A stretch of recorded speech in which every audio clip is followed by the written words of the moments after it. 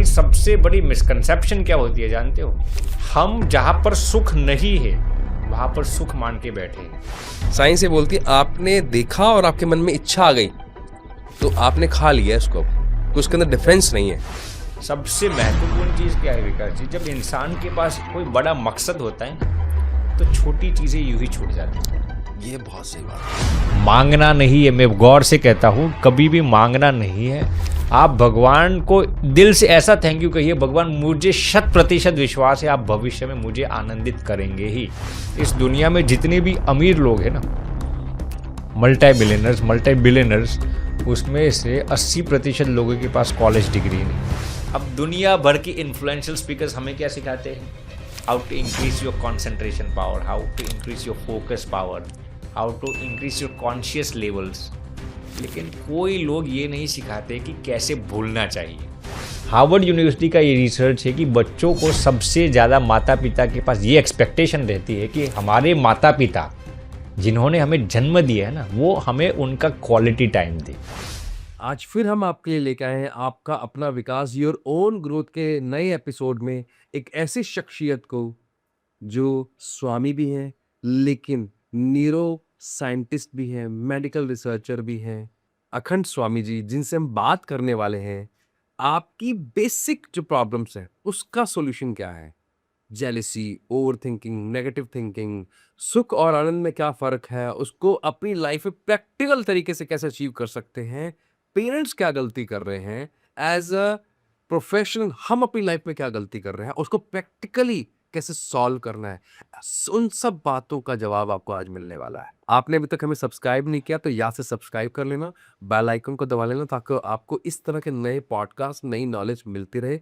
स्वामी जी को उनके चैनल पे जाके आप सब्सक्राइब करें, वो बहुत बेहतरीन नॉलेज शेयर करते हैं, medical science research based solution आपको प्रोवाइड करवाते हैं वो।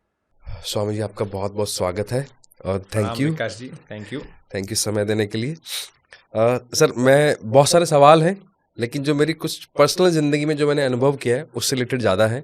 जैसे मुझे हर तरह के शौक हुआ करते थे, नॉनवेज का भी, ड्रिंक का भी, अच्छा भी लगता था और जो यंगस्टर्स को होने चाहिए वो सारे शौक हुआ करते थे। लेकिन जब हम आप लोगों को देखते हैं कि आपकी नज़र में जो चीज़ें बेकार हैं या सही नहीं हैं, वो हमारी नज़र में वो एक मस्ती है, मौज है या हमें खुशी उसमें मिलती है, तो ये बहुत बड़ा कॉन्ट्रडिक्शन है इस चीज़ के अंदर। आप लोग बोलते हो ये मत करो और हमें लगता है मस्ती इसी में है, तो उसको कैसे सॉल्व करें? और इसलिए हमारा नज़रिया उस तरफ जाता ही नहीं है कि हम लोग स्पिरिचुअल अध्यात्म के पथ पे चलें। तो उसको आप किस तरह देखते हैं और क्या आप हमें गाइड करना चाहेंगे? देखिए, सबसे पहले तो इंसान को ये मालूम होना चाहिए कि आप जिस आनंद की अनुभूति करते हैं, जिस सुख की अनुभूति करते हैं, वो वाकई सुख है या नहीं। जैसे कोई आपके सामने गुलाब जामुन रख देगा और अब मैंने और आपने सोच लिया ये गुलाब जामुन है, गुलाब जामुन के रूप में और कुछ भी हो सकता है ना, तो हम जिसको जो समझ लेते हैं वो चीज़ कभी कभार ऐसी नहीं होती। रियलिटी उसकी वाकई कुछ अलग कभी कभार होती है। मान लीजिए कि हमारे सामने रोटी, सब्जी, दाल, चावल परोसा गया, हो सकता है वो हमें लगता है गेहूं की रोटी है, हो सकती है किसी दूसरे आटे की रोटी हो सकती है। बाह्य रूप से जो हमें दिखाई देता है वो जेन्युइनली वही चीज़ है, ऐसा नहीं है। तो हमारी सबसे बड़ी मिसकंसेप्शन क्या होती है जानते हो? हम जहाँ पर सुख नहीं है वहाँ पर सुख मान के बैठे हैं। जहाँ पर आनंद नहीं है वहाँ पर आनंद ढूंढने के लिए बैठे हैं। और यही फर्क है एक ज्ञानी और अज्ञानी के बीच। मैं ये नहीं कहूँगा कि एक संसारी और सन्यासी के बीच, क्योंकि कभी कभार सन्यासी भी यदि सही ज्ञान नहीं है तो वो भी अज्ञानी हो सकता है। ज्ञानी और अज्ञानी, अब शास्त्रों के हिसाब से विकास जी, ज्ञानी कौन है? जिसको सार और असार का ज्ञान है, क्या सही है क्या गलत है, जिस चीज़ को जैसे यथार्थ जानना चाहिए वो चीज़ को यदि वो यथार्थ रूप से जानता है तो उसको ज्ञानी कहते हैं। तो ज्ञानी क्या करता है, उसको मालूम पड़ जाता है कि ये शराब में, नॉनवेज हो या फिर शारीरिक सुख हो, भौतिक अय्याशी, मौज मस्ती वाले जितने भी सुख है ना, वो जानते हैं इसके पीछे क्या है, इसके आगे क्या है। इसीलिए ज्ञानी जन उसमें सम्मोह नहीं प्राप्त करते, वो उससे पर उठ जाते हैं, उनको मालूम है ये सब तुच्छ अलविदा वाले सुख है। अब यदि मैं आपको बताऊं तो इसको मैं न्यूरोसाइंटिफिक तरीके से भी आपको बता सकता हूं।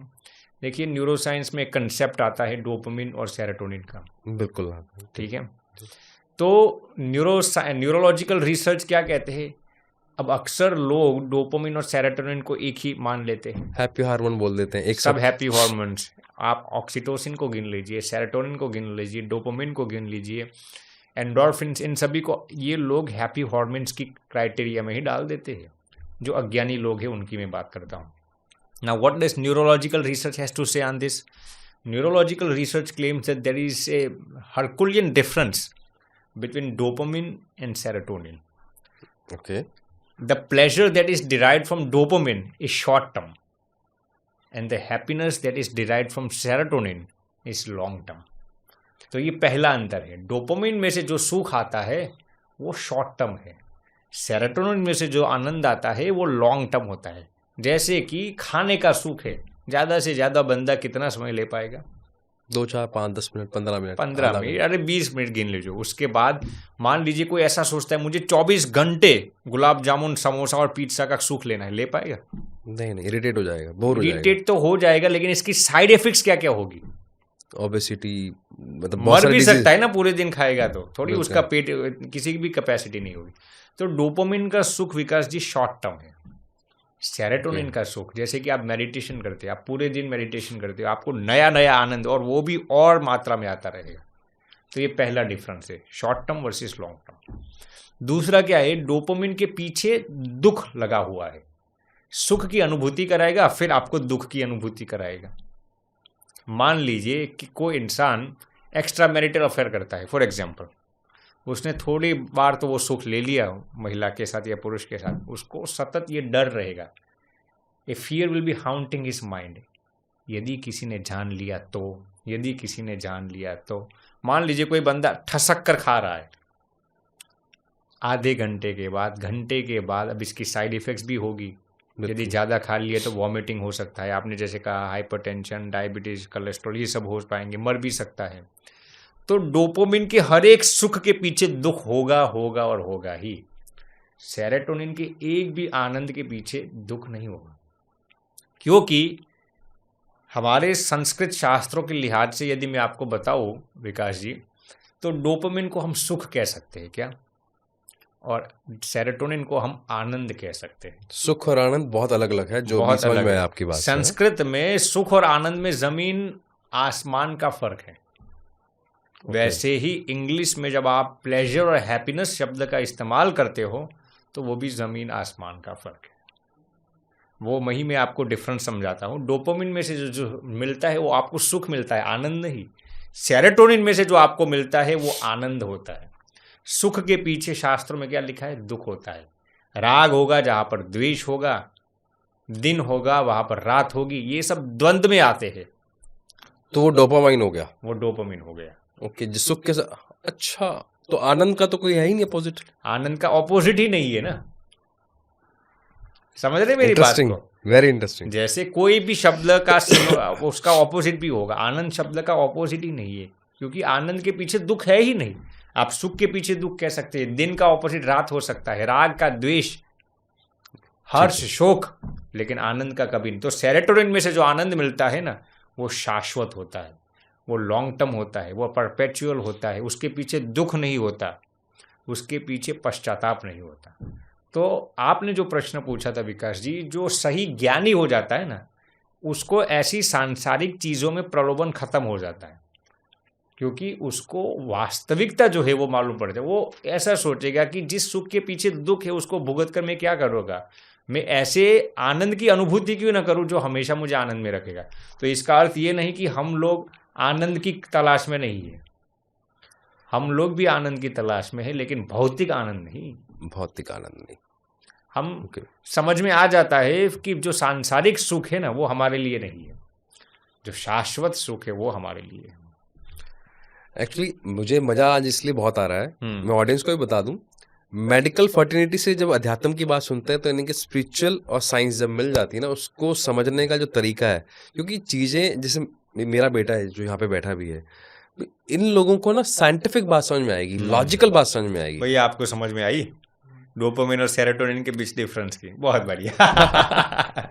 जी लेकिन स्वामी जी वापस मैं चलूंगा रियलिस्टिक वर्ल्ड की तरफ, जी क्योंकि जो मुझे समझ में आता है अध्यात्म का जो आनंद की जब बात कर रहे हैं वो बहुत हाई लेवल का हो गया जी, ठीक है ना।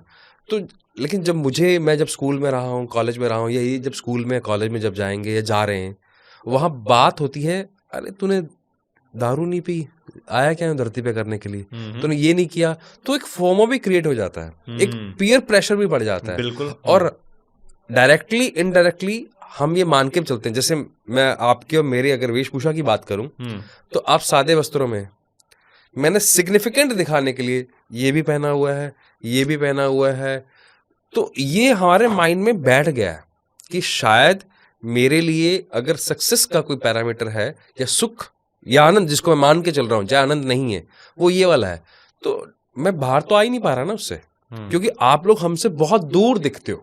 मेरे लिए इतना बड़ा टारगेट है यहाँ तक पहुंचना कि मुझे लगता है ये अनअचीवेबल है, तो मैं आऊंगा ही नहीं उस तरफ। या तो आप लोगों ने इतना डिस्टेंस क्रिएट कर दिया या हमारे एजुकेशन सिस्टम ने क्रिएट कर दिया, that I don't know, but the pain point is suffer तो हम कर रहे हैं। तो फिर इस गैप को कैसे कम करें, कैसे इसको उस ग्राउंड लेवल पे लेके आए कि जो हमारा यूथ है वो इन चीजों को समझ पाए कि ये सुख है और ये आनंद है। अगर ये समझ में आ जाए तो हमारे सोसाइटी से ड्रग्स बाहर चला जाएगा, बहुत सारी चीज। तो कैसे करेंगे इसको? देखिए, यूथ्स को सबसे पहले अपनी संगति पर ध्यान देना पड़ेगा। संगति, जिसको हम पावर ऑफ एसोसिएशन कहते हैं। ओके, समझ रहे ना। और संगति, देखिए आप आज सबसे पहले तो मैं पेरेंट्स पर आऊँगा विकास जी। आज कम नसीब और दुर्भाग्य की बात है, यदि आप किसी भी माता पिता को पूछेंगे कि आपके बच्चों के 5 मित्रों का नाम दे दीजिए, आपके बच्चों के 5 मित्र का नाम दे दीजिए, मैं गारंटी के साथ कह सकता हूँ उनको एक मित्र का भी नाम मालूम नहीं पड़ेगा। लेकिन यदि वही माता पिता को मैं पूछूंगा कि 5 IPL प्लेयर्स के नाम दे दीजिए, वो 5 नहीं 15 दे देंगे। मैं पूछूंगा कि 5 बॉलीवुड एक्टर्स के नाम दे दीजिए, वो 5 नहीं 10 दे देंगे। मैं पूछूंगा 5 बॉलीवुड एक्टर्स का नाम दे दीजिए, वो 5 नहीं 25 दे देंगे नाम। लेकिन दुर्भाग्य की बात है, यदि हम उनको पूछेंगे कि आपके बच्चों के 5 करीब के मित्रों का नाम दे दीजिए, एक भी नाम नहीं दे पाएंगे।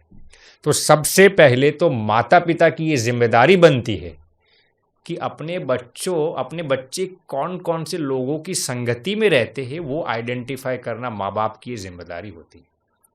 तो बच्चों को यदि आप स्पिरिचुअलिटी की ओर इंक्लाइन करना चाहते हैं, जो खराब एडिक्शंस है, ड्रग्स, अल्कोहल, ऐसे जितनी भी खराब चीज़ें हैं, उनसे यदि आप उनको दूर करना चाहते हैं, तो बच्चों की संगति इसमें सबसे महत्वपूर्ण दायरा बचती है। उसमें भी देखिए, लोग ही बच्चों की संगति है ऐसा नहीं है। आज स्मार्टफोन्स आ गए हैं, डिजिटल युग आ गया है, AI का दौर आ गया है, तो सोशल मीडिया भी एक संगति ही है। एग्रीड। ऐसा ज़रूरी नहीं है कि लिविंग ऑब्जेक्ट ही आपकी संगति हो सकती है, सोशल मीडिया भी आपकी एक संगति है। तो सबसे पहले विकास जी मैं ये बताना चाहूँगा कि बच्चों का कंपेनियन, बच्चों की कंपेनियनशिप, बच्चों का एसोसिएशन बहुत ही अच्छा होना चाहिए यदि बच्चे स्पिरिचुअलिटी की ओर इंक्लाइन होना चाहते हैं। इसके साथ साथ मैं ये एक ज़रूर कहना चाहूँगा कि यूथ्स को हमारे सनातन स्क्रिप्चर्स का भी थोड़ा अध्ययन करना चाहिए, तभी उन्हें समझ में आएगा कि क्या सही है और क्या गलत है। देखिए, उनको एक्सपोजर पूरे दिन किस चीज़ का हो रहा है, सोशल मीडिया का, बाहर के लोगों का। तो एक शास्त्र भी एक संगति है ना, तो शास्त्रों की संगति देना बहुत ही महत्वपूर्ण है। अब आपने जो कहा था विकास जी, जैसे कि बच्चों को ये डर लगता है, फियर ऑफ मिसिंग आउट, लोग हमारे विषय में क्या, देखिए हम भी US में पढ़ते थे, तो हम पढ़ते थे तो हम कभी भी एक भी पार्टीज में नहीं गए थे, एक भी रेस्टोरेंट्स में नहीं गए थे, तो लोग हमें भी कहते थे यार तू क्या करता है पूरे दिन। तो हम भी ये तिलक लगा कर जाते थे, कपड़े भी हमारे सिंपल होते थे। तो हमने हमारा USP ही अलग खड़ा कर दिया था कि भाई हम सांसारिक मोह जाल में पड़ना नहीं चाहते, हम जैसे है वैसे है, भारतीय है और रहेंगे। आपको जो हमारे विषय में सोचना है वो सोचिए, 1 दिन बोलेंगे, 2 दिन बोलेंगे, 3 दिन बोलेंगे, उसके बाद क्या करेंगे, उसका फॉलो करेंगे, फॉलो करने लगे। नहीं, हम आपको इस पर रियल इंसिडेंट बताते हैं। हम जब कॉलेज में पढ़ते थे तो देखिए, अब एक महिला का बर्थडे था, वो हमारी लैब पार्टनर थी, तो उन्होंने हमें कई बार जिक्र किया कि आपको हमारे बर्थडे में आना ही पड़ेगा। हमने कहा कि हम ऐसी पार्टीज में अक्सर अवॉइड करते जहाँ पर शराब नॉनवेज हो। फिर उनका बहुत आग्रह था, तो हमने सोचा चलिए हम मौज शौक के लिए नहीं, लेकिन एक एक्सप्लोर करने के लिए जाएंगे कि दुनिया के लोग कहाँ कहाँ पर उलझे हुए हैं। तो वो एक्सप्लोरेशन के लिए हम उस पार्टी में गए, और जैसे ही गए तो वो महिला का जो बाय था वो हमारे पास आता है और कहे कि वो why don't you drink anything, मैंने अल्कोहल क्यों नहीं पीते। मैंने कहा कि मैं ऐसा मल मूत्र नहीं लेता। हमने उनको ब्लंटली कह दिया। तो उन्होंने बताया कि you think this is shit, ऐसा शब्द इस्तेमाल किया। मैंने कहा भाई हमारे हिसाब से तो ये सब ऐसा ही है, मल मूत्र ही है।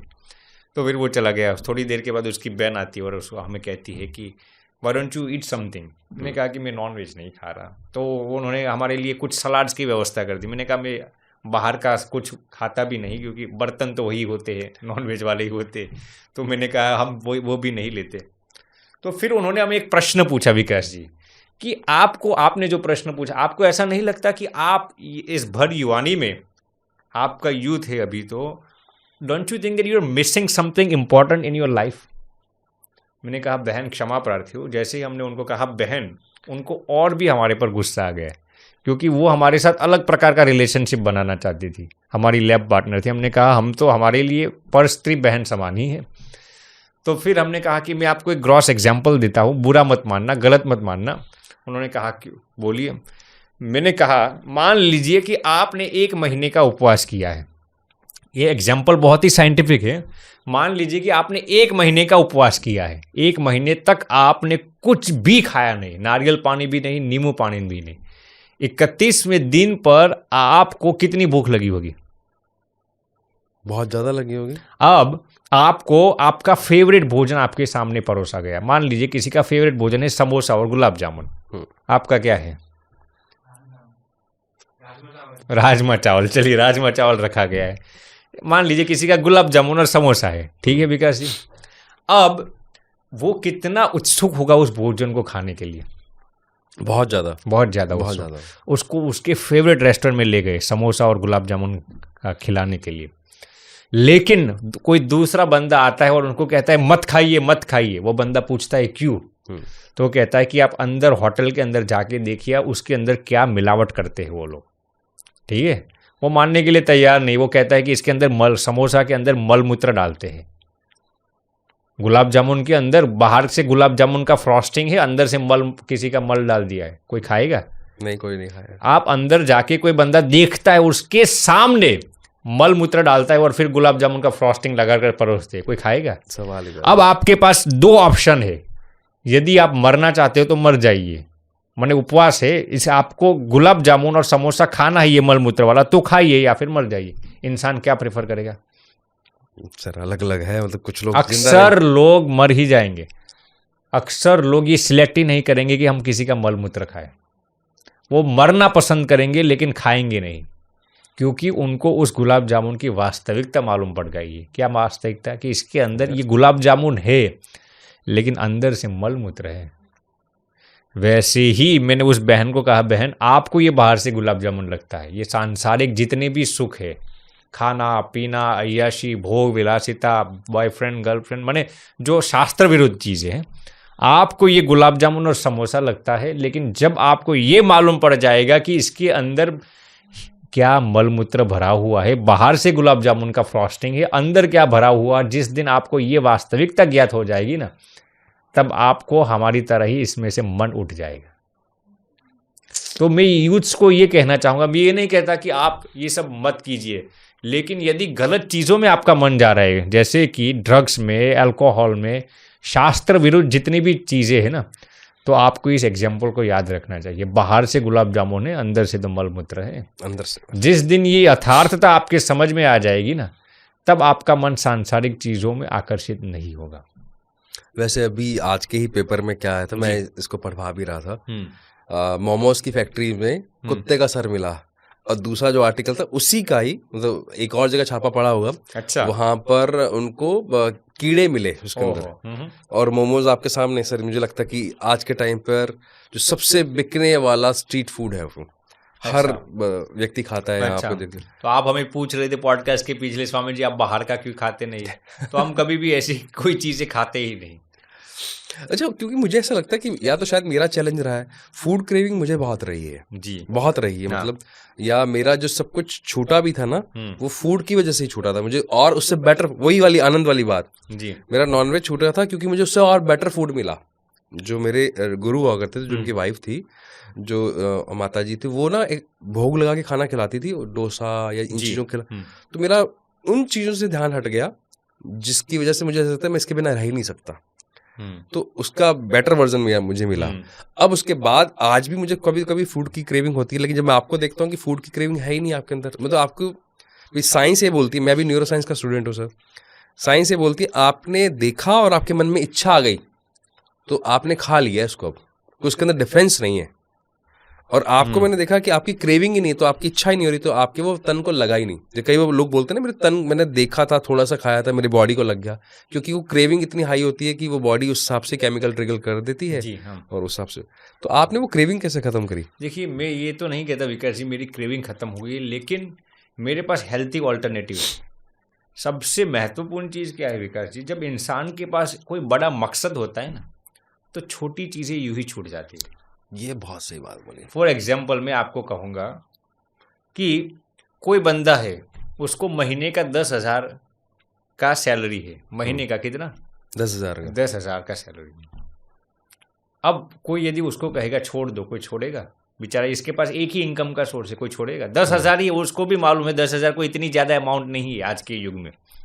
लेकिन यदि कोई उसको ये कहेगा कि मैं तुझे हर महीने 10 करोड़ की जॉब दिलाता हूँ, हर महीने कितने की, 10 करोड़ की, 10 करोड़ की, तुझे 10,000 की जॉब छोड़नी है, छोड़ देगा। अब उसको ये स्ट्रगल महसूस होगा, अरे यार मैं तो 10,000 का त्याग करता हूँ, ऐसा कभी भी उसको होगा? नहीं, बिल्कुल नहीं होगा। क्यों नहीं होगा? क्योंकि उसको सामने दिखाई देता है, क्या दिखाई देता है, महीने का 10 करोड़ दिखाई देता है।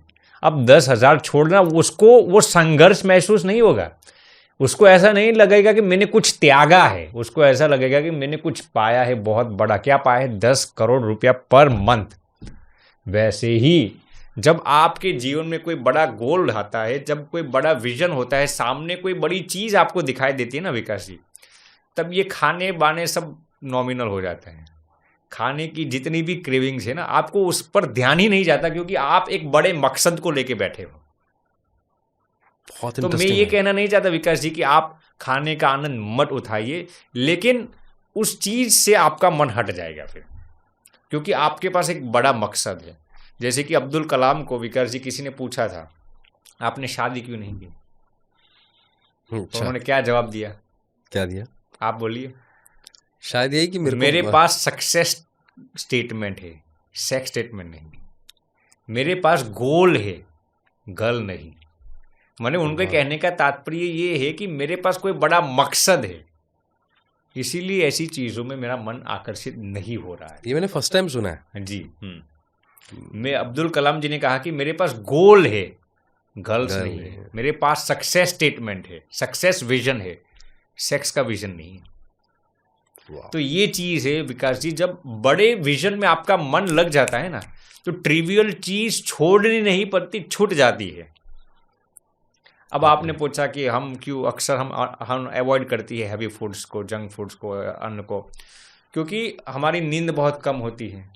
अब आप भारी चीज़ें खाते ही रहेंगे, गुलाब जामुन, समोसा, पिज्ज़ा या फिर रोटी चावल, ये सब भारी चीज़ें जितनी भी खाते रहेंगे ना, आपको नींद बढ़ानी होगी। फिर आप अपने विजन के लिए, अपने गोल के लिए, अपने मकसद के लिए इतना समय डेडिकेट नहीं कर पाएंगे। तो इसीलिए हम ऐसी चीज़ें खाते हैं जो एक्सट्रीमली हेल्थी हो, आपको एनर्जी, न्यूट्रिशंस भी मिल जाए और आपकी बॉडी में थकान महसूस ना हो। तो हम अक्सर, हमारा लंच यही होता है, हम फ्रूट्स ले लेते हैं या फिर भिगोए हुए ड्राई फ्रूट्स ले लेते हैं। जैसे कि रात को हम 4-5 वॉलनट्स को भिगो देते हैं, 3-4 बादाम को भिगो देते हैं, 3-4 फिग्स, अंजीर को भिगो देते हैं, वही हमारा लंच होता है अक्सर। तो ड्राई फ्रूट से हमें, देखिए भिगोए हुए ड्राई फ्रूट्स के अंदर एंटीऑक्सीडेंट्स भी होता है, ओके, वाइटामिन्स, मिनरल्स भी आपको मिल जाता है, फाइबर भी मिल जाता है आपको, नेचुरल सोर्स ऑफ शुगर भी मिल जाता है। ऐसा नहीं कि आप चीनी डालते हैं, नमक डालते हैं, तो तली हुई चीज़ निकल गई, शुगरी आइटम्स निकल गई, सॉल्टी आइटम्स निकल गई, जितनी भी जंक फूड थे वो सब चले गए। और मैं आपको दूसरी साइकोलॉजी बताता हूँ विकास जी, जब आप भिगोए हुए ड्राई फ्रूट्स या फ्रूट्स खाते हैं ना, तो आपको भूख हो ना, फिर भी आप आधा ही खा पाएंगे, क्योंकि ये फ्राइड चीज नहीं है। तो आप ही कहेंगे बस इतना बहुत हो गया। तो आज मैं सुबह लंच करके आया था, तो अब 3-4 फिग्स ले लिए, अंजीर ले लिए, 3-4 बादाम वो भिगोए हुए ले लिए, और 3-4 वो बादाम भिगोए हुए ले लिए। इतना खाने के बाद मेरा पेट ही कहता है बहुत हो गया, समझ रहे ना। इसकी जगह पर यदि मैं समोसा लेके बैठता तो 5 समोसा के बाद भी मन नहीं भरता, क्योंकि माइंड का खेल है ना ये। तो मैं ये जरूर कहना चाहूंगा विकास जी, यदि कोई भी इंसान अपने जीवन में सफलता को हासिल करना चाहता है ना, उसकी डाइट पर उसका कंट्रोल होना बहुत जरूरी है। मैं ये नहीं कहता कि आप समोसा ऐसी चीजें न खाओ, लेकिन अपनी डाइट का कंट्रोल आप पर होना चाहिए। इससे आपकी विल पावर भी स्ट्रांग होती है, बहुत स्ट्रांग हो जाती है, क्योंकि सबसे बड़ा टेस्ट तो जीभ का टेस्ट ही है। बिल्कुल अगर इस पे कंट्रोल हो गया, आपके मन मुताबिक चली, तो आपकी प्रॉब्लम सॉल्व होगी। बिल्कुल बिल्कुल वंडरफुल सर। स्वामी जी, मैं वहीं वापस आऊंगा। जब हम सेरोटोनिन की बात कर रहे हैं तो 2 चीजें निकल के आई। एक, यानी कि अगर मेरे टीनेज के अंदर ही मेरे विजन को अगर इनबिल्ट कर दिया जाए, क्लासेस के अंदर, स्कूल के अंदर, घर के अंदर, तो ये मेरी प्रॉब्लम सॉल्व हो जाएगी। तो एक तो वहां पर हमें काम करना चाहिए, एक तो ये समझ में आता है। दूसरा ये समझ में आता है क्योंकि मेरा विजन बड़ा होगा तो मैं इन चक्करों में पढ़ूंगा ही नहीं, एम आई राइट। दूसरा ये, अगर सेरोटोनिन की बात कर रहे हैं तो पहले उसको क्लैरिफाई कर लेते, क्योंकि आप मेडिकल रिसर्चर रहे हैं, मेडिकल फर्टिनिटी से आपने कुछ रिसर्चेस भी मुझे बताई थी। तो सेरोटोनिन को अगर मुझे अपनी लाइफ में लेके आना है ताकि मैं डोपामाइन से थोड़ा सा दूर हो सकूं, शॉर्ट टर्म बेनिफिट से बाहर आके लॉन्ग टर्म बेनिफिट के लिए सोचूं, क्योंकि सोशल मीडिया ऑलरेडी हमें इम्पल्सिव बना चुका है। तो इम्पल्सिवनेस से बाहर आने के लिए जरूरी है कि मुझे लॉन्ग टर्म चीजें करनी हो। तो सेरोटोनिन को कैसे मैं ट्रिगर करूं? बहुत ही अच्छा प्रश्न पूछा। देखिए, इस पर मैं आपको थोड़ा स्पिरिचुअल वो तड़का डाल देता हूँ। सबसे पहले तो विकास जी, आप अपने जीवन में एटीट्यूड ऑफ ग्रेटिट्यूड को चरितार्थ कीजिए। एटीट्यूड ऑफ ग्रेटिट्यूड, जिसको हम शास्त्रीय भाषा में कृतज्ञता कहते हैं। ओके, ठीक है। रिसर्च ये कहता है, इस पर कई यूनिवर्सिटीज ने कई रिसर्च किए हैं। मैं इसमें से आपको 1-2 रिसर्च आपके साथ साझा करता हूँ। ये पेकिंग्स यूनिवर्सिटी चाइना का ये रिसर्च है। पेकिंग्स यूनिवर्सिटी चाइना का ये रिसर्च है। जो बंदा, जो इंसान, स्त्री हो या पुरुष, हर दिन 10 से 15 मिनट ग्रेटिट्यूड की प्रैक्टिस करते हैं ना, 10 से 15 मिनट, ज़्यादा प्रैक्टिस नहीं करना आपको, वो इंसान के सेरोटोनिन के लेवल 40 से 50% बढ़ जाते हैं। अब ग्रेटिट्यूड में आपको करना क्या है? देखिए, जब ग्रेटिट्यूड की प्रैक्टिस करते हैं ना विकास जी, तो अक्सर लोग क्या सोचते हैं, भगवान को थैंक यू कहना। सही बात है, यही सोचते हैं। हाँ, यही सोचते हैं। ग्रेटिट्यूड वहाँ तक सीमित नहीं है। ग्रेटिट्यूड में आपको एडवांस्ड ग्रेटिट्यूड दिखाता हूँ। ग्रेटिट्यूड में ये भी आता है कि जब आपका समय अच्छा ना हो, दुख आपके सिर पर मंडराता हो, कठिनाइयाँ, किल्लतें, दिक्कतें, अपकीर्ति, असफलताएं, पैसों की दिक्कत हो, ऐसे समय में भी यदि आप दिल से भगवान को थैंक यू कहते हो, कृतज्ञता अभिव्यक्त करते हो ना, तो इस दुनिया की कोई भी ताकत आपको आनंदित होने से रोक नहीं पाएगी। ये रिसर्च कहता है। जो लोग हर दिन 10 से 15 मिनट ग्रेटिट्यूड को अपने जीवन में चरितार्थ करते हैं ना, उनके सेरोटोनिन के लेवल्स 40 से 50% तो बढ़ जाते हैं, लेकिन उनके आईक्यू लेवल्स, अब जो बच्चे पढ़ते हैं उनको सबसे ज़्यादा किसकी ज़रूरत पड़ती है? आईक्यू की, इंटेलिजेंस की ज़रूरत पड़ती है ना। उनके आईक्यू के लेवल्स, आप यकीन नहीं करेंगे, 50 से 55% ग्रेटिट्यूड को प्रैक्टिस करने से बढ़ जाता है। तो इसके बारे में किसी ने बात ही नहीं करी, कोई बात ही नहीं करता। इसके भी आगे में आपको, ये सब रियल रिसर्च डॉक्यूमेंट है, आप इसको पढ़ भी सकते हैं। इससे भी आगे जो लोग अपने जीवन में ग्रेटिट्यूड को प्रैक्टिस करते हैं ना विकास जी, उनके स्ट्रेस, डिप्रेशन और एंग्जाइटी के लेवल्स तीनों 30 से 35% कम होते हैं कंपेयर टू जो लोग ग्रेटिट्यूड को प्रैक्टिस नहीं करते। तीसरी चीज़, उनके मैच्योरिटी लेवल्स, जो हम कहते हैं ना पीढ़ता के लेवल्स, मैच्योरिटी के लेवल्स, उनके जजमेंटल पावर, क्या सही है क्या गलत है, ओके, वो भी 55 to 57% बढ़ जाते हैं ग्रेटिट्यूड को प्रैक्टिस करने से। और सबसे महत्वपूर्ण विकास जी, जो आपने प्रश्न पूछा था, सेरोटोनिन के लेवल्स, जो इंसान अपने जीवन में ग्रेटिट्यूड को प्रैक्टिस करते हैं ना, उनके हैप्पीनेस के लेवल्स मैं यहाँ पर प्लेजर के लेवल्स की बात नहीं करता, जो natural intrinsic source of happiness आता है ना, उनके हैप्पीनेस के लेवल्स 85% बढ़ जाते हैं ग्रेटिट्यूड को प्रैक्टिस करने से। वाह, ये रियल रिसर्च ये कहता है। अब अंत वाला बेनिफिट मैं आपको बता देता हूँ। इसमें बच्चों के भी बेनिफिट्स आ गए, ओके, IQ बढ़ता है। जो युवा लोग हैं उनके भी बेनिफिट्स आ गए, जजमेंटल पावर बढ़ता है, मैच्योरिटी लेवल्स। जो वृद्ध लोग होते हैं, जो सीनियर सिटीजन होते हैं, जो यदि वो ग्रेटिट्यूड को अपने जीवन में प्रैक्टिस करते हैं ना, तो ये पैकिंस यूनिवर्सिटी का ये रिसर्च है, उनका इम्यूनिटी पावर 45 to 48% बढ़ जाता है ग्रेटिट्यूड को प्रैक्टिस करने से। सिर्फ 10-15 मिनट देखकर आपकी सारी प्रॉब्लम्स दूर हो रही है। बिल्कुल। देखिए, न्यूरो साइंस में एक कंसेप्ट है विकास जी, आपने सुना होगा, न्यूरोप्लास्टिसिटी। जी, तो आप जैसे अपने सबकॉन्शियस माइंड को ट्रेन करते हैं, उस हिसाब से आपके न्यूरॉन्स के जो वायरिंग है ना, वो भी चेंज होने लगते हैं। ये ग्रेटिट्यूड के अंदर इतनी ताकत है। स्वामी जी, अगर आप मुझे थोड़ा सा ये भी गाइड कर दें कि कैसे करनी चाहिए, क्योंकि इसको लेके बहुत सारे मिथ्स हैं। मतलब ये $1 बिलियन की इंडस्ट्री एक्चुअली इस टाइम पे ग्रेटिट्यूड की प्रैक्टिस करवाना भी। बिल्कुल सही बताया। देखिए, इसको ग्रेटिट्यूड मेडिटेशन भी कहा जाता है। ओके, और हर दिन आपको 10 मिनट क्या करना है विकास जी, पहले तो भगवान ने आपको इस दिन क्या क्या उपकार किए वो भगवान को अभिव्यक्त करना है। दूसरी चीज, ग्रेटिट्यूड के दौरान आपका मन हमेशा कृतज्ञ भाव में रहना चाहिए, यानी कि आप उस वक्त भगवान से कुछ मांगने नहीं चाहिए। कभी कभार लोग गलती कर देते हैं, ग्रेटिट्यूड के दौरान भगवान से कुछ मांगते रहते हैं कि भगवान ये तो है। जैसे कि ये सेल्समैन होते हैं ना, थोड़ी आपकी तारीफ कर लेंगे, फिर पीछे उनका जो प्रस्ताव है वो डाल देंगे। तो हम भी भगवान के साथ क्या करते हैं, भगवान आपने इतना तो हमें दे दिया, बहुत अच्छा है भगवान, अब इनोवा तो गाड़ी आ गई, अब थोड़ी सी BMW मर्सिडीज आ जाए। बच्चे तो अच्छे संस्कारी, अब थोड़ी संस्कारी बहू आ जाए, या थोड़ी ऐसा हो जाए। तो हम भगवान से कुछ ना कुछ मांगते रहते हैं। ग्रेटिट्यूड में कभी भी आपको कुछ भी चीज़ मांगनी नहीं है। ओके, इससे भी आगे मैं आपको बताता हूं, भगवान ने आपको जो नहीं दिया है ना, उसका भी आपको थैंक यू कहना है। मान लीजिए कि आप ये चाहते हैं कि मैं अमीर बन जाऊं, फॉर एग्जाम्पल, हर एक इंसान की कुछ ना कुछ ख्वाहिशें होती हैं, लेकिन भगवान ने आपको फिलहाल मीडियम क्लास में रखा है, यानी कि आप मीडियम स्तर में हो, आप गरीब भी नहीं हो, अमीर भी नहीं हो, परिवार के सब खर्चे आसानी से निकलते हैं, बच्चों की फीस निकल जाती है, थोड़ा सेविंग्स हो जाता है, लेकिन आप ये सोचते हैं कि मुझे अमीर बनना है। तो आप उस अमीरी को चरितार्थ करने के लिए पहले से ही भगवान को थैंक यू कहना शुरू कर दो। मांगना नहीं है, मैं गौर से कहता हूँ, कभी भी मांगना नहीं है। आप भगवान को दिल से ऐसा थैंक यू कहिए, भगवान मुझे 100% विश्वास है आप भविष्य में मुझे आनंदित करेंगे ही, मुझे सफल बनाएंगे ही, मेरे हित के लिए जो चीज़ है वो आप चरितार्थ करेंगे ही। भगवान को आप पहले से थैंक यू कहना शुरू कर दी।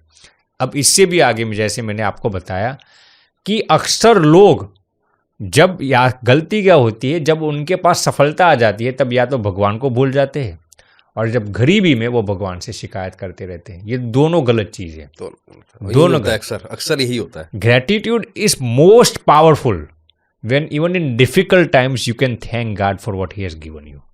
ग्रेटिट्यूड की मात्रा सबसे पावरफुल तभी होती है जब आप दुख के समय में भी भगवान से शिकायत नहीं करते, मांगते नहीं है, लेकिन भगवान के प्रति कृतज्ञ रहते हैं। और ऐसी हालातों में यदि आप भगवान के प्रति दिल से ग्रेटिट्यूड अभिव्यक्त कर सकते हैं ना, इस दुनिया की कोई भी ताकत आपको सफल होने से रोक नहीं पाएगी। तो अगर स्वामी जी, मतलब मुझे तो ये मोटे तौर पे समझ में आ रहा है, अगर आपके इनबिल्ट बिहेवियर में ग्रेटिट्यूड आ जाए और अर्ली एज में आ जाए जी, तो आपका अपने माँ बाप के साथ संबंध सुधर गया, माँ बाप का बच्चों से संबंध सुधर गया, क्योंकि शिकायती वाला नेचर ही खत्म हो गया, कंप्लेन करने का ही नेचर से झगड़ा होता है जी। एक जो डिवोर्स रेट इतने बढ़ रहे हैं वो खत्म हो जाते हैं, क्योंकि एक पार्टनर को दूसरे पार्टनर को एक्सेप्ट करना शुरू कर देता है और फॉल्ट फाइंडिंग से बाहर आ जाता है, वो फिर फॉल्ट फिक्सिंग पे चला जाता है। बिल्कुल सही बात। देखिए, आज इस पर इतने सारे रिसर्च हो रहे हैं, अब स्कूल्स में भी, अमेरिकन स्कूल्स में भी ग्रेटिट्यूड को सिखाया जाता है। हाँ, ये मुझे जानना भी है, क्योंकि आपकी सारी स्टडी यूरोप में हुई है जी, यूएस में हुई है, और आपने शिकागो में भी स्टडी की है, तो आपने दोनों एजुकेशन सिस्टम देखे हैं, इंडिया का भी जी, क्योंकि आप यहाँ पे काम कर रहे हैं, वहाँ का, तो क्या डिफरेंस है, मुझे वो भी जानना है कि जो हम बेसिक गलती कर रहे हैं एज इंडियंस की, ये तो हर स्कूल में करवाना ही चाहिए था, क्योंकि आपने बैक ऑफ द स्टेज मुझे कई चीज़ें बताई भी थी, मैं वो जानना भी जी। चाहूँगा। देखिए, सबसे पहले तो मैं ये कहना चाहूँगा कि हमने ज़्यादा थियोरीज पर ध्यान दे दिया है। इंडियंस ने। हमने ओके। हाई भारत में वहाँ पर भी देते हैं, लेकिन हमारी गलती कभी कभार होती क्या है, आप कई प्राइवेट स्कूल्स में जाएंगे तो थियरीज पर इतना ध्यान दे देंगे, इतना ध्यान। अब जो मैं क्षमा प्रार्थी हूँ विकास जी, लेकिन इस दुनिया में जितने भी अमीर लोग हैं ना, मल्टी बिलियनर्स, मल्टी बिलियनर्स, उसमें से 80% लोगों के पास कॉलेज डिग्री नहीं है। हाँ, फिर भी क्यों सक्सेसफुल है? क्योंकि थियोरेटिकल नॉलेज अलग है और प्रैक्टिकल नॉलेज अलग है। तो अक्सर स्कूल्स में थियोरेटिकल नॉलेज ही पढ़ाया जाता है। 1+1=2, ये साइन थीटा, कॉस थीटा, वो सभी सिखाते रहते हैं, जो कभी कभार रियल प्रैक्टिकल लाइफ में कुछ काम ही नहीं। यूएस की ये विशेषता अच्छी है कि वहाँ पर ज़्यादा प्रैक्टिकल नॉलेज पर भार देते हैं। जैसे कि मान लीजिए कि आपको फील्ड ट्रिप्स में ले जाएंगे और आपको रियल लाइफ का एक्सपोजर कराएंगे कि भैया आप चलिए यहाँ से, आपको पर्वत चढ़ना है फॉर एग्जांपल। ठीक है। अब आपके पास कोई रिसोर्सेस नहीं, आप अकेले कैसे चढ़ेंगे? अब हमारे इंडियन स्कूल्स में मैंने ऐसा नहीं देखा कि आपको ऐसा प्रैक्टिकल नॉलेज दिया जाता हो। जैसे कि किसी को डॉक्टर बनना हो तो पहले से ही उसको पेशेंट्स का एक्सपोजर कराएंगे। अब यूएस में क्या डिफरेंस है मैं आपको बताता हूँ। किसी को मेडिकल स्कूल में जाना हो तो पहले उसको साइकोलॉजिकल नॉलेज दिया जाएगा, भी अब पेशेंट्स के साथ कैसे बात की जाती है, पेशेंट्स की मानसिकता के साथ कैसे डील किया जाता है। हमारे यहाँ अक्सर क्या होता है, सीधा मेडिकल नॉलेज ही दिया जाता है। पेशेंट का जो होना है वो आप उसको दवाइयाँ देकर छोड़ दीजिए। तो अब वहाँ पर क्या किया जाता है, पहले आपको पेशेंट का माइंड रीडिंग कैसे करना है, दवाइयाँ का नॉलेज देने से पहले पैरासीटामोल क्या काम करता है या कोई भी ड्रग्स क्या काम करते हैं, उसके पहले उनको वो ड्रग्स यानी कि वो मेडिसिन को कौन से पेशेंट पर इस्तेमाल करना चाहिए या नहीं, पेशेंट को सुनने की कला सिखाई जाती है, आर्ट ऑफ लिसनिंग सिखाया जाता है। मेडिकल स्टूडेंट्स को फिलोसॉफिकल नॉलेज दिया जाता है, साइकोलॉजिकल नॉलेज दिया जाता है, सोशियोलॉजिकल नॉलेज दिया जाता है, फिर मेडिकल स्कूल्स का एजुकेशन इंट्रोड्यूस किया जाता है। This is a big difference है, यहाँ तो बात ही नहीं हो रही इस बारे में। जी, तो ये सबसे महत्वपूर्ण चीज़ है कि हम कभी कभार थियोरीज पर इतना ध्यान देते हैं कि हम प्रैक्टिकल नॉलेज को भूल जाते हैं। तो ये सबसे बड़ा डिफरेंस है। दूसरी चीज़ क्या है, अब ये तो हालांकि एजुकेशन की नहीं है, लेकिन हमारे यहाँ कभी कभार कम नसीब और दुर्भाग्य की बात है कि स्टूडेंट्स एग्ज़ाम्स में ऐसा ही मानते हैं कि कॉपी करना सामान्य चीज़ है। अब वहाँ पर हम पढ़ते थे तो 500 स्टूडेंट्स एक लेक्चर हॉल में पढ़ते थे। एग्जाम्स के दौरान प्रोफेसर कभी कभार 10-10 मिनट के लिए कॉफ़ी पीने के लिए चले जाते थे। कोई मॉनिटर्स नहीं, कोई स्क्वाड्स नहीं, कोई एग्जामिनर्स नहीं थे। सब स्टूडेंट्स अपने अपने, अब मैं यहाँ पर बैठा, दूसरा स्टूडेंट यहाँ पर बैठा, एक भी स्टूडेंट दूसरे स्टूडेंट के अंदर कॉपी नहीं करेगा, चीट नहीं करेगा। जानता है क्यों? क्योंकि वो ऐसा समझते हैं कि मैं जो कुछ भी बनना चाहता हूँ वो मेरे पैरों के ज़रिए बनना चाहता हूँ, मेरी ईमानदारी के ज़रिए बनना चाहता हूँ। किसी के साथ कॉपी करके मैंने जवाब लिख लिया तो वो मेरे लिए क्या लाभदायक होगा।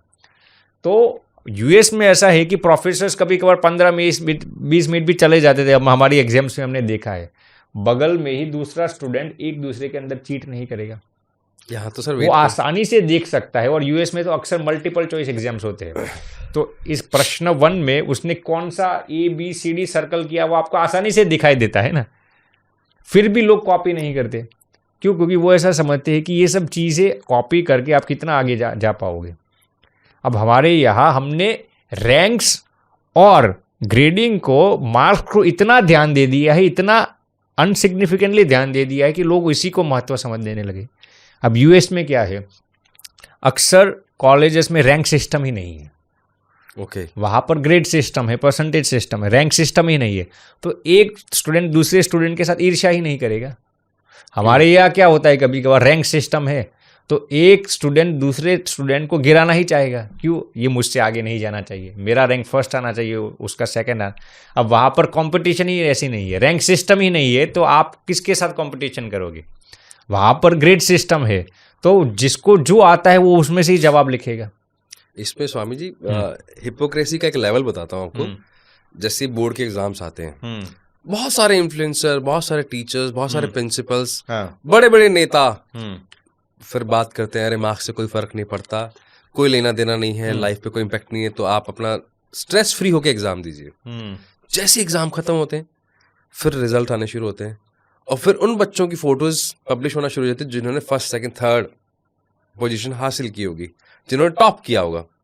तो फिर एक तरफ आप मैसेज दे रहे हो कि फर्क नहीं पड़ता, और एक तरफ आप ही लोग उनको अप्रिशिएट कर रहे हो, तो इससे बड़ी हिपोक्रेसी क्या होगी जी।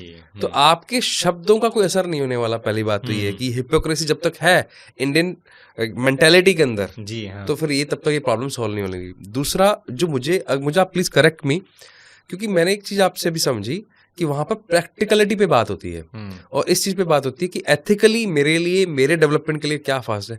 क्या इसी वजह से वहां के जितने भी बिजनेसेस हैं कंपेयर्ड टू इंडिया ज्यादा सक्सेसफुल है? जैसे हम बोलते हैं कि ऑपरेटिंग सिस्टम आज तक इंडिया के पास नहीं है, वह यूएस में बना हुआ है, या फेसबुक जैसी, इंस्टाग्राम जैसी जितनी भी सोशल साइट्स हैं, एक्सपेरिमेंटल नेचर है और प्रैक्टिकल नॉलेज लेने का नेचर है, तो शायद उनको ज्यादा सक्सेस मिलती है कंपेयर टू दिस। हो सकता है, बिल्कुल सही बताया। तो ये मुझे लगता है शायद रूट्स का अब वो इस पर बहुत काम कर रहे हैं, बिल्कुल सही बताया आपने। ग्रेट। सेरोटोनिन समझ में आ गया। सेरोटोनिन को अगर मैं और समझना चाहूँ, क्योंकि मुझे ऐसा लगता है कि हम इसी को ही अगर डाल देना तो शायद सारी चीजें सॉल्व हो जाएंगी। तो मैं एटीट्यूड ऑफ ग्रेटिट्यूड से समझ में आ गया, और हमें क्या ध्यान रखना चाहिए? विकास जी बहुत अच्छा प्रश्न। दूसरी चीज मैं ये बताऊंगा कि हम अक्सर लोगों को फॉरगिव नहीं कर सकते। मैं क्षमा प्रार्थी हूँ, लेकिन आप और मैं, मान लीजिए यहाँ पर बैठे हैं, हम हमारे जीवन में एक लिस्ट बनाए कि किन किन लोगों के प्रति हमें घृणा रहती अभी भी। मान लीजिए किसी ने मेरे साथ चीटिंग की होगी, बेईमानी करी होगी, मुझे धोखा दिया होगा, मेरे साथ छल कपट किया होगा, मुझे बेवकूफ़ बनाया होगा, मेरी बेइज्जती की होगी, तो ऐसे मेरे जीवन में ऐसे कई लोग होंगे जिनको आज भी मैं क्षमा नहीं करता होगा। तो रिसर्च ये कहता है जब तक आप दूसरों को माफ़ी नहीं देते ना, इसको हम कहते हैं द आर्ट ऑफ फॉरगिवनेस। जैसे पहला था द एटीट्यूड ऑफ ग्रेटिट्यूड, इसको हम कहेंगे द आर्ट ऑफ फॉरगिवनेस। जब तक हम दूसरों को क्षमा नहीं देंगे, तब तक डायरेक्टली या इनडायरेक्टली वो हमारे सेरोटोनिन लेवल्स को इनहिबिट करता है। ओके। तो ये बहुत ही महत्वपूर्ण है कि हमारे जीवन में एक भी ऐसा इंसान नहीं होना चाहिए जिसको हम क्षमा न कर पाते।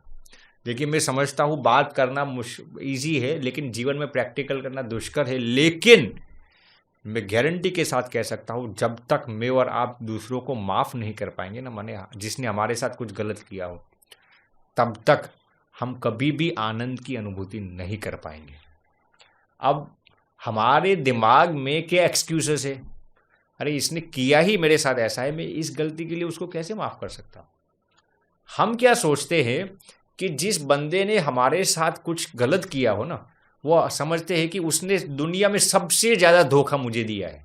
भैया, जैसे उसने तुझे धोखा दिया वैसे कई लोगों के साथ ज़िंदगी में ऐसा हुआ होगा। हम क्या करते हैं, हम हमारे ही दुख को हाईलाइट करके ऐसा समझते हैं कि मेरे जैसा दुख ज़िंदगी में किसी के पास होगा ही नहीं, मेरा दुख सबसे बड़ा, मेरा दुख सबसे बड़ा। और इसीलिए ही हम दूसरों को माफ़ नहीं कर पाते। इसीलिए रिसर्च ये, देखिए शास्त्र तो ये बताते ही, लेकिन न्यूरोलॉजिकल रिसर्च भी ये कहता है कि यदि आपको अपने सेरोटोनिन लेवल्स को इंक्रीज करना है, स्पाइक करना है, तो आपको अपने जीवन में से ऐसे लोगों को क्षमा देनी ही पड़ेगी। इसको हम द आर्ट ऑफ फॉरगिवनेस कहते हैं। जैसे हम कहेंगे, विकास जी ये फ़ोन है मेरे पास, अब इस फ़ोन को मैं ऐसे पकड़ कर रखूँगा, मान लीजिए क्या होगा? हाथ कुछ देर बाद दुखने लग जाएगा। ऐसे मैंने पकड़ के रखा है, पेन करेगा, मतलब अनकंफर्टेबल है। अनकंफर्टेबल है ना। 10 मिनट के लिए इस फ़ोन को मैंने ऐसा रखा, क्या होगा?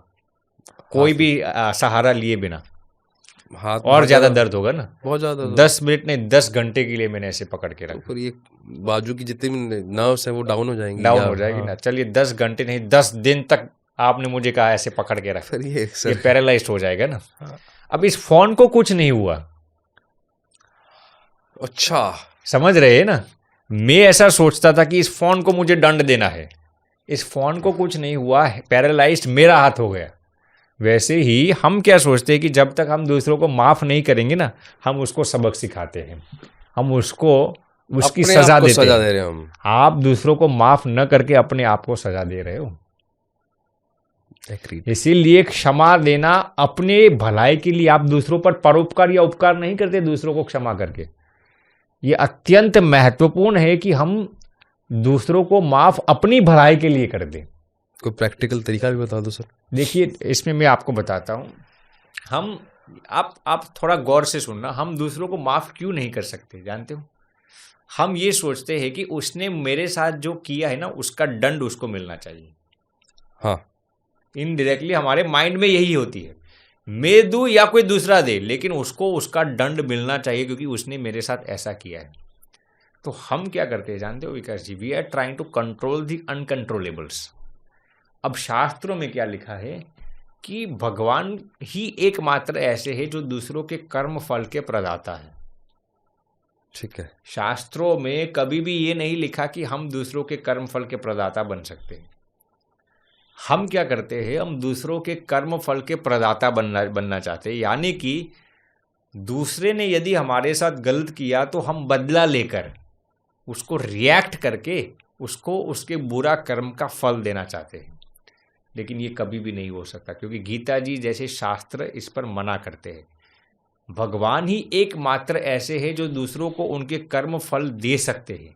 और जब हम किसी के कर्म फल के प्रदाता बन जाते हैं ना, तो हम भगवान का दायित्व हमारे हाथ में लेना चाहते हैं, जो कि संभव नहीं है। बिल्कुल संभव नहीं है क्योंकि उसको दंड देना या नहीं, कितना दंड देना, कब देना, उसको सुनिश्चित करने वाले एकमात्र परमात्मा है। और जब हम वो जिम्मेदारी को हमारे हाथों में लेना चाहते हैं ना, तो सबसे ज़्यादा दुखी, मायूस और उदास हम ही होते हैं।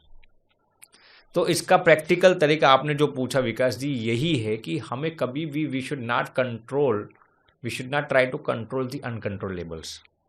जो हमारे हाथ में है क्या है, आप दूसरों को माफ़ी दे सकते, वो हमारे हाथ में है। बदला लेना कभी भी, मैंने पहले भी बताया था। और ये मेंटेलिटीज अक्सर आती कहाँ से जानते हो? आप ऐसी अक्सर मूवीज़ देखेंगे ना, हिंदी मूवीज़ में क्या दिखाया जाता है, एक हीरो होगा, अब उसके साथ कोई विलन ने कुछ गैरवर्तन किया, कुछ गलत किया होगा। अब पूरी मूवी 2-2.5 घंटे की मूवी किस स्टोरी पर रिवॉल्व होती है? जब तक हीरो वो विलन का बदला नहीं लेगा, उसको मार नहीं डालेगा ना, तब तक वो मूवी ख़त्म नहीं होगी। तो ये मूवीज़ वालों ने हमें क्या सिखा दिया है? बदला लेना ही जिंदगी की सार्थकता है, जिंदगी की सफलता है।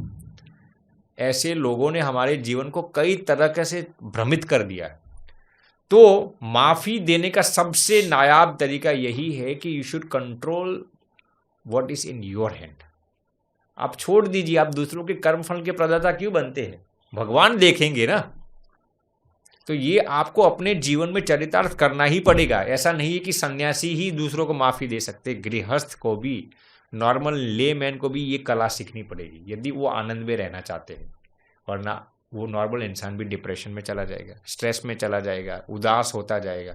तो दूसरी चीज़ विकास जी ये है, पहली है द एटीट्यूड ऑफ ग्रेटिट्यूड, दूसरी चीज़ है द आर्ट ऑफ फॉरगिवनेस, तीसरी चीज़ मैं आपको बताना चाहूँगा द आर्ट ऑफ इग्नोरिंग। क्या है? Art of ignoring. Art of ignoring, नज़रअंदाज करने की कला। अब दुनिया भर की इन्फ्लुएंशियल स्पीकर्स हमें क्या सिखाते हैं? How to increase your concentration power, how to increase your focus power, how to increase your conscious levels. लेकिन कोई लोग ये नहीं सिखाते कि कैसे भूलना चाहिए। कभी कभार की थोड़ी थोड़ी चीज़ों को, कुछ चीज़ों को भूलने ही हमारा हितावह है। उसको नज़रअंदाज करना ही हमारे लिए फ़ायदा कारक है। वाह। तो ये द आर्ट ऑफ इग्नोरिंग बहुत ही ज़रूरी है हमारे सेरोटोनिन लेवल्स को बूस्ट करने के लिए और ज़िंदगी में सफल होने के लिए। मैं इस पर आपको छोटी कहानी बता देता हूँ। जैसे कि 10 मेढक थे, फ्रॉग्स थे। अब उनकी कंपटीशन थी कि जो 20वें मंजिले पर पहुँच जाएगा उसको पारितोषिक यानी कि इनाम दिया जाएगा। 10 मेढक सब तैयार हो गए चढ़ने के लिए। अब नीचे उनके कई मित्र भी नीचे बैठे हुए थे वो मेढक के, और जैसे ही 10 मेढक ने शुरू कर दिया रेस, नीचे और भी 50 मेढक बैठे थे। वो एक दूसरे को कहते, अरे गिर जाओगे, अरे 10वें मंजिले पर पहुंच गए, गिर जाओगे तो मर जाओगे, जल्दी नीचे आ जाओ, 20वें मंजिले से तू ऊपर से गिरेगा तो मर जाएगा, जल्दी नीचे आ जाओ, जल्दी नीचे आ जाओ।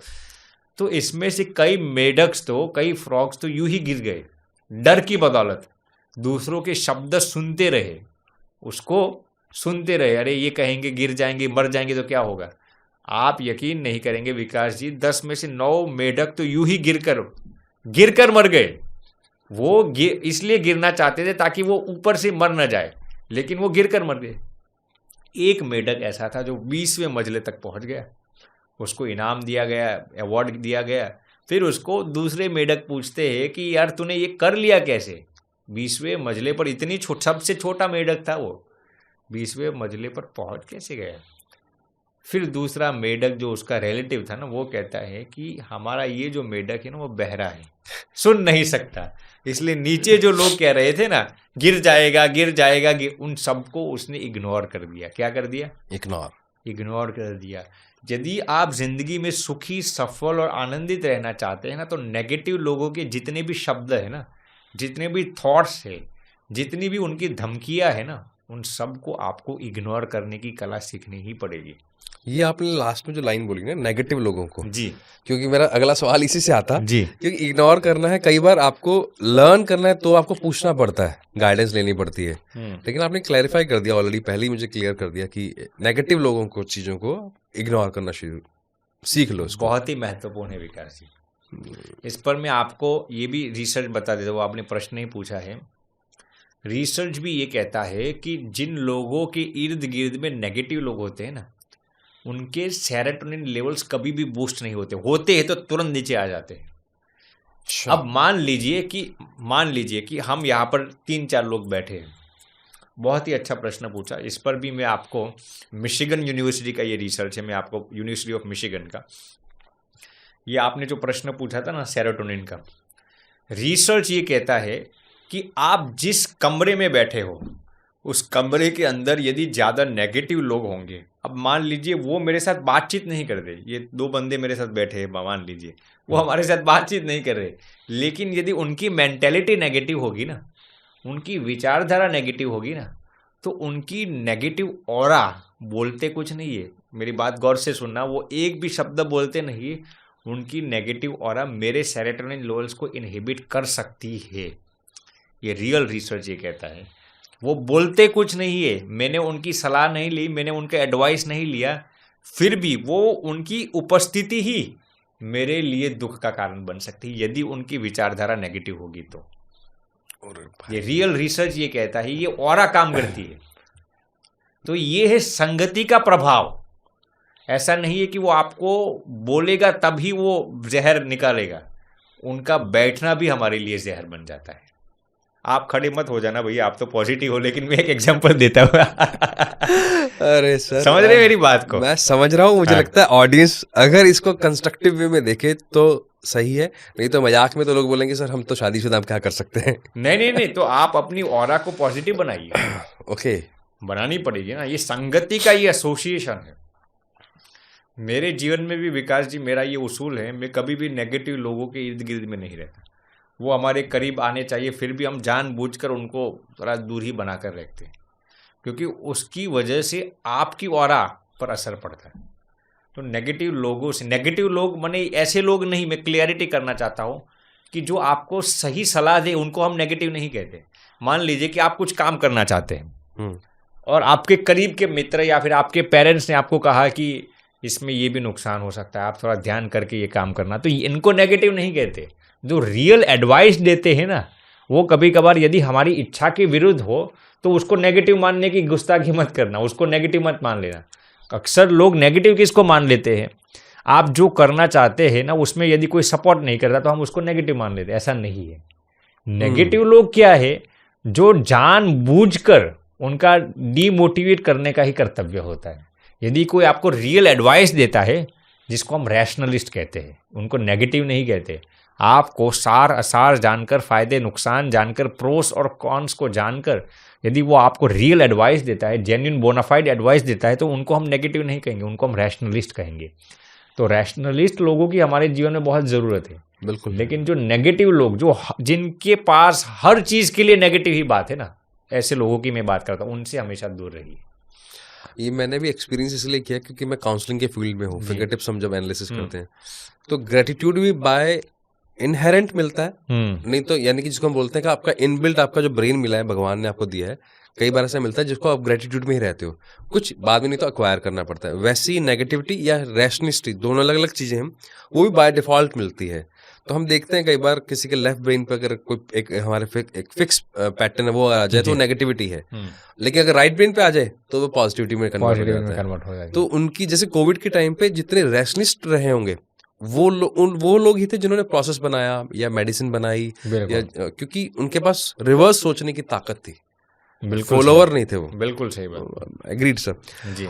इसमें एक और सवाल है जो मेरी ऑडियंस का भी है, शायद मैंने भी महसूस किया है, ईमानदारी से मैं बात करूं, क्योंकि मैंने सुना है कि जब आपके सामने गुरु बैठे हो तो उनके सामने ट्रांसपेरेंट रहना चाहिए, उनसे कुछ छुपाना नहीं चाहिए। तो मैं आपको उसी भाव से ही पूछ रहा हूँ सवाल। जेलेसी मैंने भी बहुत महसूस की है, ईर्ष्या जिसे बोलते हैं। तो कई बार तो इसका पॉजिटिव इम्पैक्ट ये है कि आप कॉम्पिटिटिव हो जाते हो, फिर आगे बढ़ते हो। तो वो मैंने महसूस किया, जब मैं कॉम्पिटिटिव होता हूँ मैं बहुत आगे बढ़ता हूँ, लेकिन कई बार वो आप ही को नुकसान पहुंचाती है, फिर उससे आप मानसिक रूप से परेशान होते हो, आपके मन में किसी ना किसी चीज़ को लेके एक परेशानी आती है। तो इसे एक तो इसका साइंटिफिकली आप इसको मैं चाहूँगा कि आप इसको साइंटिफिकली समझाएं मुझे, और इसका सोल्यूशन भी बताएं। देखिए, जेलसी ऐसी चीज़ है विकास जी, ऐसे लिखा गया है शास्त्रों में कि नारायण के अतिरिक्त ऐसे कोई इंसान नहीं है जो इसको संपूर्ण रूप से मिटा सके। लेकिन आप जेलसी को कंस्ट्रक्टिव रूप में ले सकते हैं जी। स्वीट जेलसी जिसको हम कहते हैं, या फिर कंस्ट्रक्टिव जेलसी भी आप कह सकते हैं, उसको आप ऐसा ले सकते हैं जिसको, जैसे मान लीजिए कि दो स्टूडेंट्स पढ़ते हैं फॉर एग्जांपल, अब दोनों को ये लगेगा कि मुझे इससे आगे निकल जाना है, मुझे इससे आगे लेना है। तो कंस्ट्रक्टिव जेलसी क्या सिखाती है आपको कि आप उसके साथ जेलसी ज़रूर कीजिए, लेकिन ऐसी भावना मत कीजिए कि उसके मार्क्स कम आए। आप ऐसी जेलसी कीजिए कि उसके जो मार्क्स आए ना, भगवान उसको भी आप 90 देना, लेकिन मैं इतनी मेहनत करूंगा कि मुझे 95 लाना है। बात थोड़ा ही डिफरेंस है, आप गौर से सुनना। आप उसको नुकसान पहुंचाने के लिए कुछ नहीं करते इसमें। आप ऐसा नहीं सोचते कि उसके मार्क्स कम आ जाए और मेरे ज्यादा आ जाए, लेकिन आप उसके साथ कंपेयर अपने आप को जरूर करते हो, लेकिन मुझे ज्यादा लाना है, मुझे ज्यादा लाना है। आपका फोकस अपने आप पर है, अपने प्रोग्रेस पर है, उनको डिमोटिवेट या उनकी प्रोग्रेस तरक्की को रोकने के लिए नहीं। ऐसी जेलसी आप जरूर कर सकते हैं, ये शास्त्र विरुद्ध नहीं, और ये जेलसी आपकी तरक्की करेगी। मैं फिर से रिपीट करता हूं, जेलसी ऐसी कीजिए कि दूसरों की उसमें हानि नहीं होनी चाहिए, दूसरों को नुकसान नहीं पहुंचना चाहिए। आपकी इमोशंस ऐसे नहीं होने चाहिए कि इसकी तरक्की रुक जाए। भगवान आप उसकी भी खूब तरक्की कराइए, और साथ में मैं भी उसके साथ कंपीट करके अच्छे मार्क्स लाऊंगा। सबका भला कर, मुझसे शुरू कर। उसका भी भला कर भगवान। तो कहने का तात्पर्य ये है, आप ऐसी जेलसी कर सकते हो जिसमें दूसरों पर कोई ठेस ना आए, कोई हानि ना आए, आप उसके साथ कोई नेगेटिव इमोशंस ना लाए। ऐसी जेलसी करना जरूरी भी है। ओके, तो इसको हम कंस्ट्रक्टिव जेलसी कहते हैं, ऐसे करने में कोई बाधा नहीं है। ठीक है, इसको मैं बिल्कुल ध्यान रखूंगा जी। इसमें एक छोटा सा सवाल एक और था, हम वो बार बार बात करते हैं कि पॉजिटिव रहना चाहिए, ओवर थिंक नहीं करना चाहिए, नेगेटिव नहीं सोचना चाहिए, लेकिन पॉजिटिविटी के चक्कर में कई बार हम अपने इमोशंस को सप्रेस कर लेते हैं। तो यहाँ कंफ्यूजन ये क्रिएट होता है, जिसको कंफ्यूजन दो तरह से क्रिएट होता है। एक, मैं अगर न्यूरो साइंस की बात करता हूँ, मुझे लगता है बात बता देनी चाहिए, लेकिन जब मैं चाणक्य नीति की बात करता हूँ या साइकोलॉजिकल थिंग्स की बात करता हूँ, तो वहाँ होता है कि नहीं, आपको सोच समझ के बात बतानी चाहिए। तो मैं वहाँ कंफ्यूज हो जाता हूँ। मान लो मुझे आपके प्रति कोई भावना है या आपसे मुझे कोई दिक्कत हुई है, तो मैं आपको बताऊं या ना बताऊं? बता दूंगा तो मैं रिलैक्स हो जाऊंगा, नहीं बताऊंगा तो उसका क्या, मतलब इसमें कंफ्यूजन हो जाता है। तो आप लोग क्या करते हैं? क्योंकि आप लोग मैं ये मानता हूँ आपके पास बर्ड आई व्यू है, तो और दूसरा आप मेडिकल फर्टिलिटी से भी हैं, तो दोनों तरह से आप क्या सोचते हैं? क्योंकि चीज तो आपके सामने भी आती है। अच्छा प्रश्न पूछा विकास जी आपने। देखिए, इसमें मैं आपको मिडिल का रास्ता बताता हूँ। सबसे पहले तो ये आपने बहुत ही महत्वपूर्ण बात बताई, आपको हमें हमारी इमोशंस को सप्रेस नहीं करना चाहिए। जब आप कोई भी इमोशंस को सप्रेस करते हैं तो वो डायरेक्टली या इनडायरेक्टली आपके अंदर किसी न किसी बीमारी के रूप में प्रकट होता है। इसीलिए ही आपने देखा होगा कि पुराने ज़माने में, अब ये तो सब अब आज के युग में मुश्किल हो गया है, किसी की जब परिवार में मृत्यु होती थी तो लोग उनके घर पे बैठने के लिए जाते थे। जी। हमारे सनातन धर्म में भी ये कंसेप्ट है, इस्लाम में भी ये कंसेप्ट है, क्रिश्चियनिटी में भी ये कंसेप्ट है, जुडाइज्म में भी आप देख लेना। जब किसी के वहाँ किसी की मृत्यु होती है ना, तो पुराने ज़माने में हफ्ते के लिए या फिर 14 दिन के लिए, मेरे तो 12 दिन तक देखा है, लोग उनके घर पे जाते थे। घर पे जाके क्या करते थे? या फिर भगवान का नाम स्मरण करते थे, या फिर कीर्तन भक्ति करते थे, या फिर किसी इंसान की ऐसी मृत्यु हो गई जो छोटी उम्र का हो तो उनको तसल्ली देते थे। What was the scientific reason behind this? Suppressed grief has to come out. समझ रहे ना? जो दुख है, जो पीड़ा है, जो दर्द है ना, जब तक इंसान उसको निकालेगा नहीं ना, वही दुख, वही दर्द उसके अंदर बीमारी के रूप में, मर्ज के रूप में प्रकट होगा। तो ये बहुत ही महत्वपूर्ण है। कोई भी इमोशंस हो, आपके अंदर रोने का इमोशंस भी आता है ना। कुछ लोग ऐसा कहते हैं कभी रोना नहीं चाहिए, गलत बात है। यदि आपको रोने का मन हो तो आप योग्य जगह पर उस रोने के जो दर्द है ना उसको निकाल दीजिए, योग्य जगह पर। जो अब मैं इस पर आता हूँ, वही मेरा पॉइंट है, मैं उस पर आता हूँ।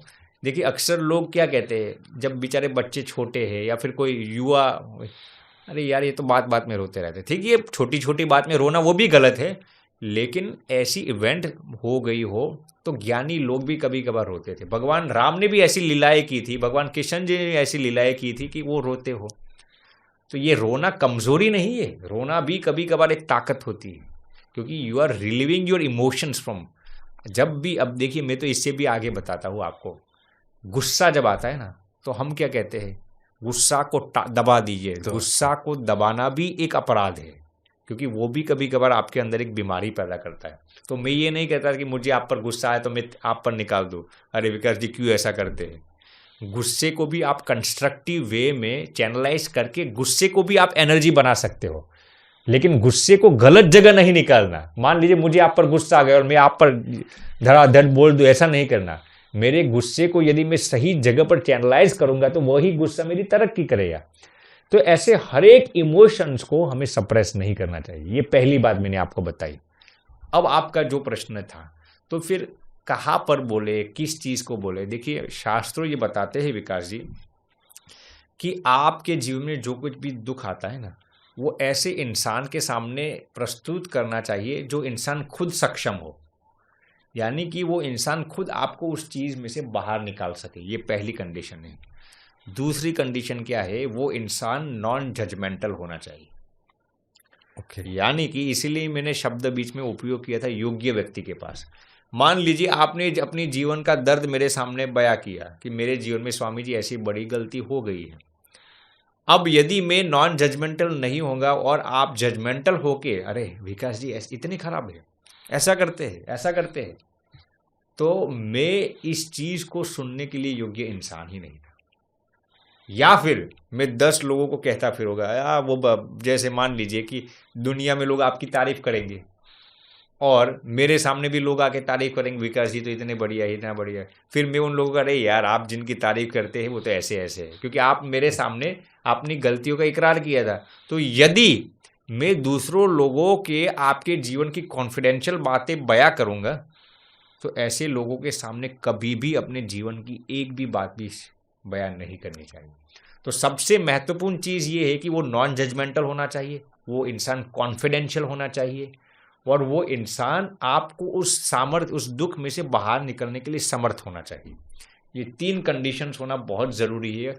और मैं तो ये कहूँगा विकास जी कि हर एक इंसान के जीवन में ऐसे 1-2 लोग होने चाहिए जिसके सामने आप सब कुछ चीज़ें बयां कर सके। अब आपका टॉपिक था सेरोटोनिन का, तो इस पर भी मैं आपको एक रिसर्च सुना देता हूँ। ये यूनिवर्सिटी ऑफ कैलिफोर्निया का रिसर्च है कि अफ्रीका के अंदर एक गांव था, वहाँ पर रिसर्च किया गया था वो गांव के लोग आनंद में अक्सर क्यों रहते हैं। तो फिर मालूम पड़ा कि वो लोग अपने इमोशंस को सप्रेस नहीं करते। वहाँ पर उस गांव के अंदर ऐसी कुछ प्रथा है कि आपके जीवन में ऐसे 2-3 लोग हो जिनके साथ आप सब कुछ साझा करते हो, दिल से, डर से नहीं है। वो भी मैं कहता हूँ कि कभी कभार होता क्या है कि कुछ जगह पर ऐसी प्रथाएं होती है स्पिरिचुअलिटी में भी, लेकिन डर से बयां करते हैं। जैसे कि शिष्य अपने लीडर के पास जाएगा और अपनी गलतियों का इकरार करेगा, लेकिन डर से, अरे या मैं नहीं कहूँगा तो मुझे नर्क मिलेगा, ऐसा नहीं। आपको उस व्यक्ति के साथ इतना प्रेममय संबंध होना चाहिए कि आपको ऐसा लगना चाहिए कि मैं सामने जाकर उसकी मेरी सभी गलतियां बता दूं, क्योंकि वो इंसान इतना प्रेम से भरा हुआ हो कि वो आपको इतना प्रेम से भर देगा। डर से नहीं करना कुछ भी, मैं रिपीट करता हूं। कभी कभार प्रेम से बच्चे पेरेंट्स के सामने बोल देते, लेकिन डर से मैं पेरेंटिंग में भी ये बात बताता हूँ विकास जी। देखिए, माँ बाप की सबसे बड़ी सफलता क्या है जानते हो? यदि आपका बच्चा अपनी खराब में से खराब आदत, खराब में से खराब गलती, सबसे बड़ी से बड़ी कोई भी गलती हो गई उसके जीवन में, और वो बिना हिचकिचाहट महसूस किए बिना अपने माता पिता को सहजली कह सकता है, और उसके माता पिता बिना जजमेंटल होके अपने बच्चों को ये कह सकते हैं, बेटा तू चिंता मत कर, इस उम्र में ऐसी गलती होती है, अगली बार से सावधानी रखना, हम तुम्हारी उम्र के थे तब से हमसे भी ऐसी गलतियां होती थी, तुम्हारा ज़माना अलग है, हमारा ज़माना अलग है, हम तेरी गलती को समझ सकते हैं। यदि कोई भी माता पिता अपने बच्चों को इतना कह सकते हैं ना, तो मैं ये मानता हूँ विकास जी कि वो माता पिता सबसे ज़्यादा सक्सेसफुल पेरेंट्स हैं। क्या बात है सर। मुझे ना इसमें आज ही हमारी काउंसलिंग है शाम को। जी हाँ। वो लड़की अभी कनाडा के अंदर है, जी। 2 बार मोलेस्टेशन हुआ है उनके साथ, हाँ। लेकिन आज तक अपने माता पिता को नहीं बता पाई। मैं कई बार सोचता हूँ फिर ऐसे माता पिता होने का क्या मतलब है? जी। किस डर से कि मुझे वापस बुला लेंगे और मुझे मेरा करियर सेट करना है, मतलब उसको ये कॉन्फिडेंस ही नहीं है। इस बात को मैं बहुत रिलेट कर पा रहा हूँ आपसे, ये पेन बहुत बड़ा है। बहुत ही अच्छा। देखिए विकास जी, मैं अक्सर कहता हूँ, इसमें भी मैं आगे थोड़ा आपको डीपली ले जाना चाहता हूँ। देखिए, माँ बाप को बच्चों का फ्रेंड्स नहीं बनना, थोड़ा फ्रेंडली बनना है। माँ बाप को बच्चों का दोस्त नहीं बनना, दोस्ताना करना है उनके साथ। समझ रहे? इसमें बहुत ही सूक्ष्म डिफरेंस है।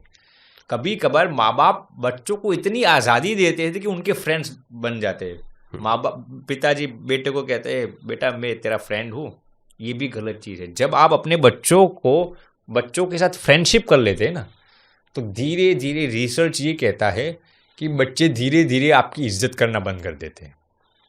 तो रिसर्च ये कहता है कि आपको बच्चों के साथ फ्रेंड्स नहीं बनना। माँ बाप की गलती क्या होती है? या तो बच्चों के फ्रेंड्स बन जाते हैं, या फिर बच्चों के टीचर्स बन जाते हैं, या फिर बच्चों के ओनर्स बन जाते हैं।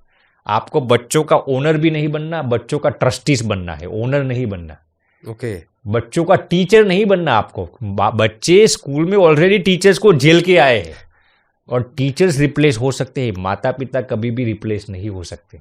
इसलिए कई माँ बाप को मैंने ऐसा देखा है, बच्चों के टीचर्स बनने की कोशिश। जैसे ही बच्चे घर पे आते हैं ना, बेटा ये होमवर्क किया, बेटा कितने मार्क्स आए, बेटा फेल नहीं होना। अरे भैया, वो टीचर्स करता है, आप ये सब चीज़ों नहीं पूछना, ऐसा मैं नहीं कहता। आप उसके जीवन में इंटरेस्ट लीजिए, फिर ये सब सिखाइए उसको। और सबसे बड़ी गलती आज लिबरल पेरेंट्स क्या करते हैं? बच्चों के फ्रेंड्स बन जाते हैं। फ्रेंड्स भी नहीं बनना, इतनी लिबर्टी भी खराब है। बच्चों के साथ सिर्फ फ्रेंडली बनना है। यदि आप फ्रेंड्स बनेंगे ना, बच्चे गारंटी के साथ मैं कह सकता हूँ, बच्चे आपकी इज्जत करना बंद कर देंगे और आपके अंदर गलतियां ढूंढना शुरू कर देंगे। 100% एग्री। तो बच्चों के साथ फ्रेंडली व्यवहार करना है आपको।